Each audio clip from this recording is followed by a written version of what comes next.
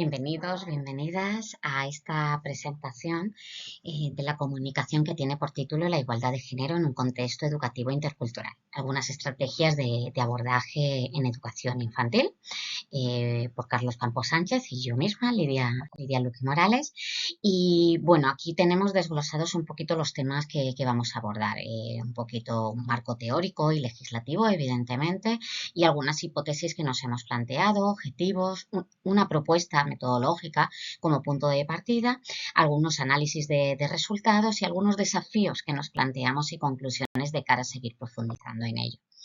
Bien, en primer lugar, como punto de partida, somos conscientes de todas las transformaciones sociales que se van produciendo y esto también influye en el ámbito educativo, evidentemente. La perspectiva de género actual, en la actual ley educativa, la LOMLOE, pues se encuentra con distintos factores sociales, culturales, que no permiten una intervención educativa sin tener en cuenta el enorme peso pues, de la influencia sociocultural, ¿no? Las creencias, actitudes en el aula y todo eso pues hay que contar con ello, ¿no? Tal y como decía Alport cuando hablaba del tema de la discriminación, ¿no? Que no es una cuestión de, por mucho que cambien la legislación, si no trabajamos la actitud, pues es muy complejo, ¿no?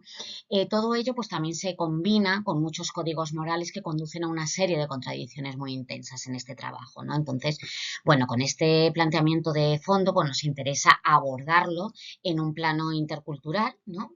Y claro, no estaría fácil, ¿no? La práctica educativa dista mucho de la inclusión que pretendemos alcanzar y por ello nos queremos detener en conceptos muy complejos, como puede ser el respeto, ¿no? Pues cuando se comparten distintos códigos morales en un plano intercultural, ¿no?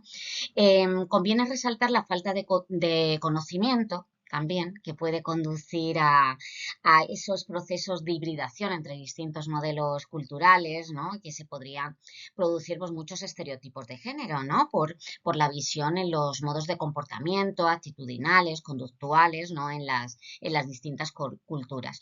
Por ello mismo, queremos huir de reducimientos culturales y partiendo de estrategias de abordaje desde una perspectiva de género en un contexto intercultural desde la base, desde la infancia. Si trabajamos ya desde la base, pues podríamos evitar muchas consecuencias no deseadas que van un poco con lo que estamos hablando, ¿no? De no respetarnos los unos a los otros. Entonces, pues bueno, pues para trabajar con el alumnado, pues algunas herramientas a través del juego, para aprender a comunicarnos, a saber a negociar, ¿no? Porque las similitudes es algo muy sencillo o más sencillo de abordar que el cómo ajustar los desajustes, ¿no? Como quien dice, ¿no? Bien, una vez hecha esta introducción, pues bueno, me gustaría hablar un poquito, porque bueno, tampoco podemos detenernos mucho tiempo en ello, pero hablar un poquito de que la igualdad de género en un contexto intercultural en la actualidad, pues tiene muchísimos puntos de interés. Claro, cada vez vivimos en un mundo más globalizado, más intercultural. Esto se va viendo cada vez también más en las aulas. Entonces, pues la promoción de la igualdad de género es fundamental, ¿no? Para asegurar esa inclusión hacia la que queremos ir, ¿no? Entonces, bueno, en este entorno, pues nos planteamos un planteamiento pues teórico, práctico, ¿no? Con un carácter pedagógico también para ir evolucionando y visibilizándolo aún más en el ámbito educativo, ¿no? En primer lugar, tenemos que entender que no solo nos referimos a derechos y oportunidades entre hombres y mujeres, sino también a reconocer, a valorar las distintas identidades de género que existen, ¿no? Todo ello implica respetar y apoyar las experiencias, las necesidades, ¿no? Por ejemplo, algunas culturas tienen expectativas y roles de género muy definidos, ¿no? Entonces, em, Los profesionales de la educación deben ser sensibles a estas diferencias y trabajar en un ambiente donde todos los estudiantes pues, se sientan valorados, se sientan respetados, ¿no? Que nadie se sienta excluido con aquello que estamos trabajando, ¿no? La igualdad en un contexto intercultural implica diversas perspectivas, involucra a distintos agentes sociales, no solo el alumnado, las familias, el profesorado, ¿no? Incluso el contexto, ¿no? Y por un lado es preciso que el currículum incorpore pues ese punto de vista, ¿no? Eh, Bien, también tenemos que enriquecer ese modelo de aprendizaje y rebatir los estereotipos en estos temas. Entonces, es imprescindible formar a la comunidad educativa, lo que se traduce en una formación también pedagógica, en la generación de políticas educativas inclusivas, un ámbito escolar seguro, plural, ¿no? Estamos hablando de interculturalidad, y lógicamente esto no, pues no se puede lograr sin todos estos agentes sociales de los que estamos hablando, ¿no? A nivel internacional mencionaríamos la UNESCO. Ya la UNESCO apuesta de una manera valiente, transparente, por todo aquello que habla incluso pues, de educación sexual, perspectiva de género. Ya hablaba de ello en el 2004, fijaros, ¿no? Y bueno, ahí tenemos un poco la apuesta más reciente del 2018, ¿no? De una manera holística para abordar las múltiples dimensiones que existen, ¿no? Apuesta por la integración de esa perspectiva intercultural en el currículum educativo, la formación de los docentes, la implicación de la sociedad civil, la creación de un entorno inclusivo. Y bueno, pues en Europa, igualmente, ¿no? Hay una estrategia para trabajar la igualdad de género. Estamos hablando de la presente, ¿no? Del 2020 al 2025, la estrategia de la Comisión Europea que relaciona género, etnia y tradiciones culturales. Ya si nos metemos en nuestro ámbito de estudio o el más cercano, ¿no? En España, claro, estamos hablando de la LOMLOE, ¿no? Que apuesta de una manera más directa, ¿no? Porque, bueno, ya se ha ido trabajando en anteriores leyes educativas, ¿no? Pero también estamos abordando esa perspectiva de género en todas las etapas educativas, ¿no? Explícitamente, pues, se habla y se aborda, ¿no? Bien, algunas corrientes de pensamiento plurales e interdisciplinares, podríamos hablar pues, de algunas teorías feministas, estudios de género, ¿no? Ahí hemos hablado de algunas autoras de las que tendríamos que hablar, ¿no? Porque bueno, la perspectiva de género es un eje fundamental para garantizar que todas las personas, independientemente de su género, tengan los mismos derechos, ¿no? Y una serie de obligaciones en la esfera de la vida social, pero este esfuerzo en un contexto intercultural adquiere un mayor relieve. Por todo esto que estamos comentando. Es un desafío, ¿no? Porque se enfrenta a desafíos derivados de esa multiculturalidad de la que estamos hablando, ¿no? Entonces, bueno, la fundamentación teórica de la que estamos hablando se nutre en la actualidad de diversas corrientes de pensamiento, que son las que vamos a comentar ahora, y que incluye la aportación de ámbitos como puede ser la sociología, la psicología, la antropología, la teoría de la educación, ¿no? Entonces, bueno, vamos a ver algunas de ellas. Entre los pilares para entender la igualdad de género en la educación están, en primer lugar, la teoría feminista y estudios de género, que suponen una visión de la totalidad de este ámbito de estudio, y autoras como vemos aquí, Angela Davis, Bell Hooks, Nira Yuval Davis, ¿no? Pues nos podrían aportar algunas teorías bastante significativas, ¿no? Un segundo discurso podría ser el de la interseccionalidad, desarrollado por Kimberlé Creuset y Silvia Walby. Las mujeres de África y otros continentes plantean con anterioridad esta realidad, ¿no? Este análisis de la realidad social, ¿no? Y da la perspectiva de este artículo, resulta también pertinente esta perspectiva, ¿no? Interseccional. En un intento importante para entender estas formas que se dan de discriminación, incluyendo la de género, pues muchas veces hay una doble discriminación, ¿no? El hecho, por ejemplo, de ser mujer y de ser de África, ¿no? Por ejemplo, entre otras, ¿no? Entonces, de este modo, pues se revela la complejidad de esta constitución mutua y simultánea, ¿no? De esa discriminación que estamos mencionando, ¿no? También se afirma en el informe de la interseccionalidad que la discriminación por razones de raza, etnia y género se produce cuando las mujeres de un determinado origen racial se enfrentan al mismo tiempo a factores por discriminación por cuestiones de racismo y de sexismo, ¿no? Tal y como mencionaba la Barbera. Luego hay otros estudios que se mueven en este ámbito con la virtud de revelar insuficiencias conceptuales, que están en base incluso de discursos más cercanos, ¿no? Como puede ser el feminismo clásico, ¿no? Que destaca algunos conceptos basados en las experiencias de mujeres blancas, modelos familiares de clase media, formación cristiana, ¿no? Pero también queremos ir más allá, ¿no? Pues para ver otras miradas, ¿no? Otras miradas culturales, de clase, de raza, orientación sexual, ¿no?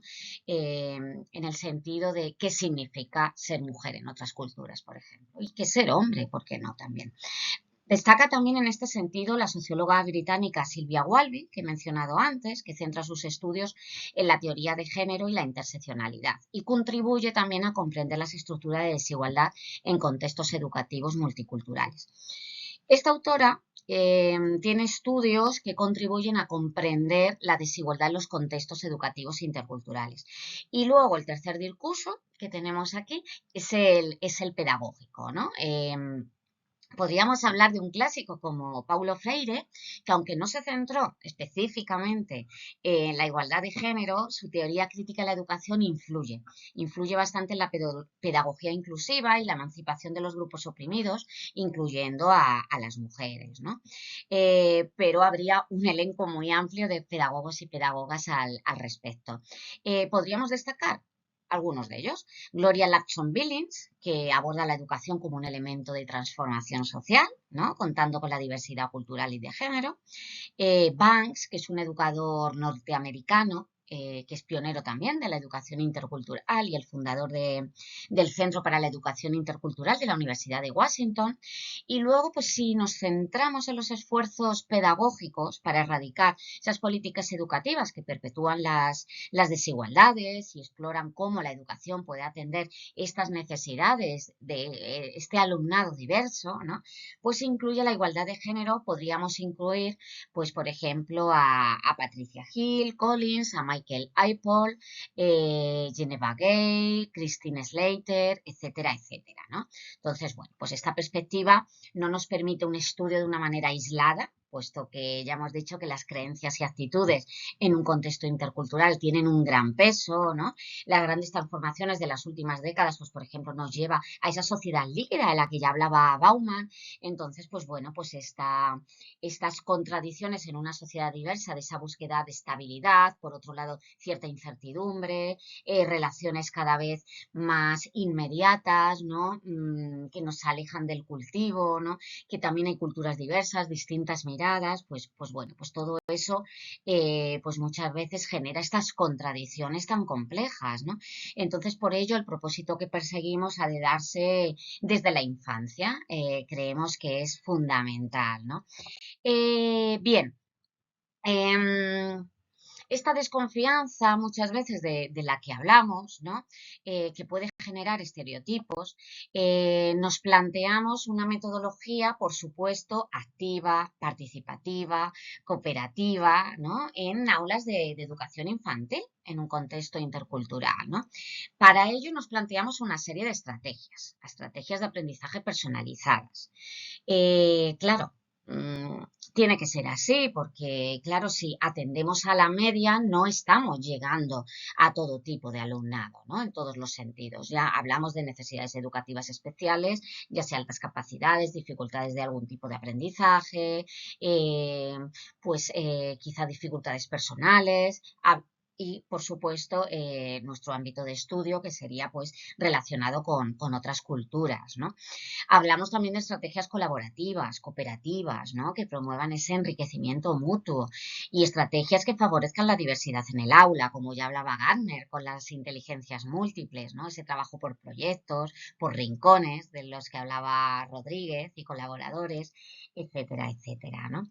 Entonces, bueno, nos planteamos, voy a comentar primero una hipótesis que nos planteamos con algunas actividades que hemos llevado a cabo en el aula. Entonces, antes de nuestro punto de partida con alguna actividad que luego hemos llevado a cabo, nos planteamos una hipótesis un tanto compleja, ¿no? Que nos dice que la etapa infantil tiene menos interiorizadas las normas morales. ¿Por qué? Porque tiene más peso la imitación, el juego simbólico. Entonces, pues resulta de vital importancia ese trabajo desde la perspectiva de género en la etapa infantil, con el fin de evitar consecuencias no deseadas. ¿Qué venimos a decir con esto? Pues que con esta hipótesis pensamos, ¿no? Luego veremos si se contrasta o no la hipótesis, pensamos que muchas veces esas normas no están interiorizadas como tal, esas normas morales, que lo que las conductas que llevan a cabo está más guiado por el juego simbólico y la imitación. Entonces, ¿qué es lo que nos planteamos? Bueno, pues nos planteamos una serie de objetivos.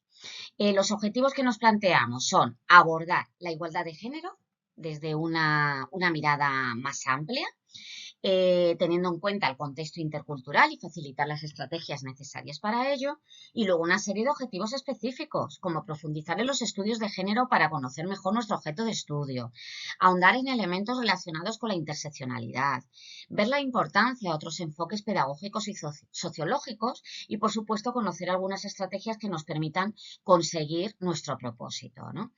Eh, Bien, respecto a estas estrategias de aprendizaje, hemos puesto aquí algunas de ellas, como puede ser, porque bueno, en un estudio en el que ya abordamos el año pasado, hicimos algunas entrevistas a algunos profesionales que trabajaban esta temática, algunos profesionales de la sexología, lo que nos decían es que conviene abordar el conocimiento de los derechos humanos, así como de los derechos de la infancia, ¿no? Porque, bueno, ya los derechos hablan de ese respeto, ¿no? También habría que ir más allá de las diferencias culturales, como pueden ser las diferencias intergeneracionales. Muchas veces no es tanto una diferencia cultural, también es generacional. Bueno, pues es una variable también dependiente ahí, ¿no? Tenemos que tener en cuenta el trabajo conjunto y sumar con las familias. Por mucha formación que hagamos en el alumnado, tiene que haber un trabajo conjunto con las familias y con el profesorado, desde el respeto en un entorno diverso, ¿no? Hay que dar voz a las familias también, qué necesitan, qué dificultades se encuentran, ¿no? Pues escuchar, ¿no? Tenemos que tener en cuenta siempre el contexto del grupo. El estudio la posibilidad de que sea necesaria la mediación intercultural, pero atención, siempre con conocimiento del contenido. ¿Por qué? Porque podemos encontrarnos con mediación intercultural que a lo mejor transmite un mensaje que no es el que queremos dar, entonces conviene que sí que haya una formación de la mediación que trabaje con nosotros y nosotras, ¿no? El uso de un lenguaje que entienda a nuestro destinatario, por supuesto, ¿no? O sea, igual que nos adaptamos al alumnado de infantil, pues nos tenemos que adaptar al contexto que tenemos, ¿no? Con un lenguaje que pueda entender todo el alumnado, las familias, etcétera, etcétera. Y luego, por supuesto, un tratamiento lejos de enfoques etnocéntricos, sin prejuicios, que contemplen el aula diversa e intercultural como un entorno en el que, si hay dificultades con el idioma, con el rendimiento académico, ¿no? Pues que tengan cabida todas las culturas, todas las clases sociales, todas las religiones. Si hay que tirar también pues, de más imágenes, de más pictogramas, un lenguaje sencillo, etcétera, etcétera. Pues estas son unas de las estrategias que nos planteamos, ¿no? Entonces, bien, algunas dinámicas que planteamos como punto de partida para abordar todo esto. Una de ellas se llama el arco iris. La voy a explicar porque, claro, tampoco he podido poner un vídeo de la dinámica llevada a cabo en las aulas. Esto lo hemos llevado a cabo en varios colegios de Alcalá de Henares en la etapa de infantil de segundo ciclo, de 3 a 5 años. Bien, entonces, esta es una dinámica, el arco iris, que ya fue publicada, que está adaptada a la dinámica de las etiquetas, ¿no? Que la dinámica de las etiquetas es que te pones un nombre en la frente, bueno, un adjetivo, ¿no? Pues, por ejemplo, el sucio, la lista, el gamberro, bueno, no sé, no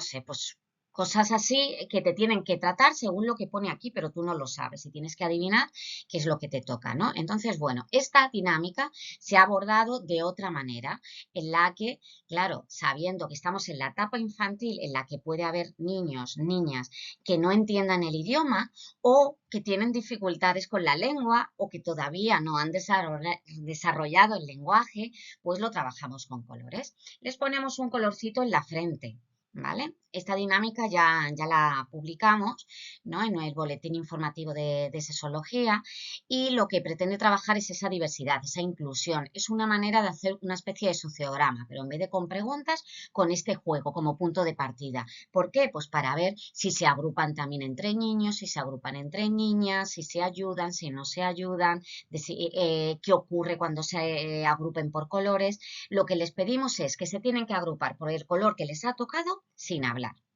¿vale? Entonces, tienden a señalar, ¿no? Entonces, si yo pongo, pues, 4 o 5 niños de color rojo, acabarán agrupados, a lo mejor otro grupo más grande de otro color, bueno, ahí he puesto un ejemplo, ¿no? Un color es un grupo mayoritario, otro color es un grupo minoritario, otro color puede ser una pareja y otro un color único.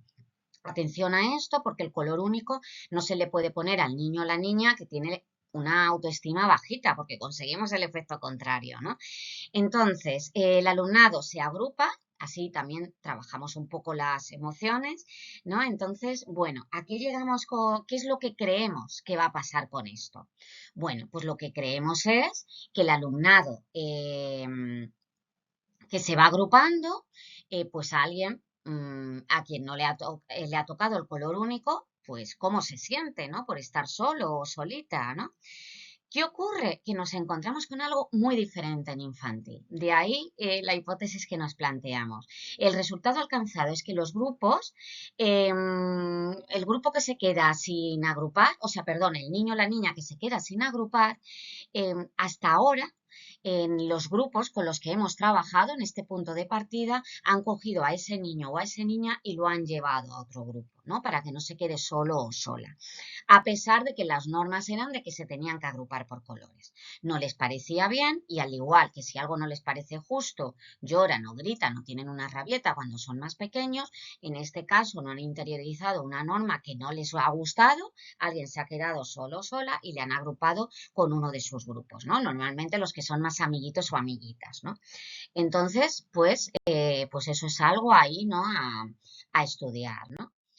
Luego hay otra dinámica que también jugamos, que por cierto, la de antes, pues eso, también nos ayuda un poco a trabajar la inclusión en el aula. Y luego hay otra, la fiesta, que es una adaptación de una dinámica de la entidad SIDA Study, que es para trabajar prevención de enfermedades y demás, pero la hemos adaptado a lo que queremos conseguir. Y es para trabajar la autoestima y las relaciones sociales en un entorno diverso. Se reparten 3 tarjetitas y en cada tarjetita tienen que pensar en 3 cosas que les gusta de sí mismos. Se puede hacer con dibujo, por supuesto. Entonces, pues tienen que dibujar 3 cosas que les gustan, ¿no? Pues, por ejemplo, a mí me gusta la fruta, el deporte, o dibujan un balón de fútbol, dibujan una hamburguesa y, bueno, 3 cosas que le gusten y que les pueda identificar. O dibujarse corriendo si se consideran rápidos o alegres, pues hacen una carita feliz, ¿no? Y tienen que poner lo mismo en las 3 tarjetas y luego las intercambian. Es importante también decirles que tienen que ver la tarjeta. Eso significa que se han conocido, ¿no? Porque muchas veces nos hacemos amigos o amigas, nos ponemos a jugar y luego resulta que no se han conocido, ¿no? Entonces esto, para trabajar la diversidad, nos parece una dinámica muy buena, adaptada al tema de la interculturalidad. ¿Por qué? Pues porque no es para trabajar solo los aspectos comunes, sino para trabajar también la diferencia. Es decir, que si ven a alguien en el aula que le llama la atención por el hecho de ser la diferencia, se pueden intercambiar la tarjeta, ¿no? Entonces, pues por ejemplo, hay aspectos culturales que a mí me pueden llamar la atención y que no conozco y me gustaría conocer. Bueno, pues intercambio la tarjeta con ese amiguito o amiguita, ¿no? Para que me cuente cosas. Entonces, bueno, pues luego se intercambian las tarjetas y les preguntamos, ¿cuántas habéis cambiado? ¿Cero, una, dos, tres? También insistimos con esta dinámica en que no es obligatorio cambiar todas, ¿no? Si no se han sentido cómodos o cómodas con alguien con lo que ponía, pues igual lo han intercambiado solo con un amiguito y están a gusto y ya está. Hay otra gente que le gusta conocer a más gente, dos, tres, entonces es para trabajar otras historias, ¿no? Entonces va más allá de lo compatible, como os pongo ahí, sino también lo compartible, ¿no? Esto es importante de destacar. Hay un conocimiento previo del grupo, ¿no? Entonces, bueno, conviene que miren este detalle y a lo mejor incluso acaban conociéndose más, ¿no? Entonces, pues así favorecemos la comunicación, el enriquecimiento mutuo, ¿no? Em, y bueno, luego finalmente, ¿qué nos podríamos plantear como desafío? Bueno, pues por un lado, no es excepcional encontrarnos pues normas culturales, tradiciones arraigadas que perpetúan esas diferencias de género, pero creemos que si esto se trabaja desde la infancia, podríamos ayudar a que vayan desapareciendo o al menos que sea menos probable que haya esas diferencias entre los niños y niñas a la hora de que se generen prejuicios y estereotipos, ¿no? Porque muchas veces pues va arraigado a esas creencias previas, ¿no? Para abordar estos desafíos es importante trabajar en colaboración con ese tejido social, ya sea de la escuela, con la familia, con la zona, entablar un diálogo con esas tradiciones, esa promoción de la igualdad de género, esa educación generalizada, ¿no? Ese diálogo intercultural, el empoderamiento de estos pequeños, ¿no? Y esas pequeñas, ¿no?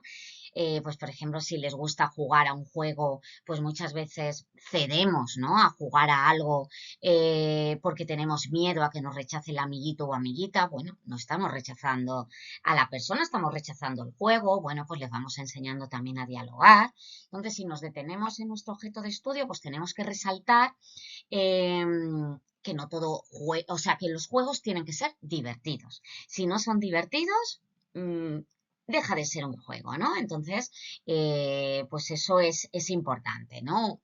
La clave radica muchas veces en esto, ¿no? Contemplamos que si no se facilitan los recursos necesarios de esta negociación, esta comunicación, ¿no? Pues en un futuro pues se complica gestionar estas diferencias. Entonces insistimos en la interiorización de normas morales que aparece de una manera más tardía, que es nuestra hipótesis y que se contrasta además con este tipo de actividades porque vemos que al final tiran más hacia aquello que les hace sentir bien, ¿no? ¿Qué quiere decir esto? Pues que muchas veces con las normas sociales, normas morales, hacemos cosas que no nos apetece hacer, ¿no? Pues favorecer la adaptación, lógicamente, ¿no? Pero que vemos que en la etapa infantil, hay que trabajar mucho este tema, ¿no? Porque al trabajar con ellos esta interiorización de la comunicación y la negociación, pues trabajarlo desde la base, pues avanzamos ya mucho al respecto, ¿no? Entonces, bueno, vemos que esto también es un objetivo prioritario a nivel internacional, a nivel europeo, a nivel estatal, a nivel autonómico, en nuestro entorno más cercano, ¿no? Pero también tenemos que tener esos recursos, esas herramientas que muchas veces no sabemos cómo abordarlo. Esto es un punto de partida, estamos haciendo esfuerzos muy significativos, ¿no?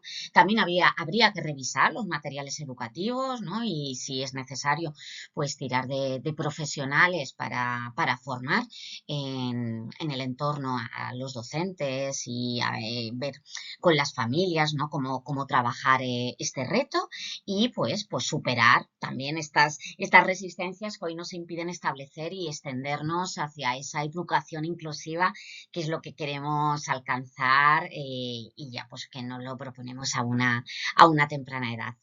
Y nada más, espero que os haya gustado. Bueno, aquí hemos puesto alguna bibliografía al respecto en la que hemos trabajado en interseccionalidad, prejuicios, claves ideológicas, la legislación, género, etcétera, etcétera. Y, y bueno, pues muchísimas gracias, Mercy, thank you, para todos y para todas.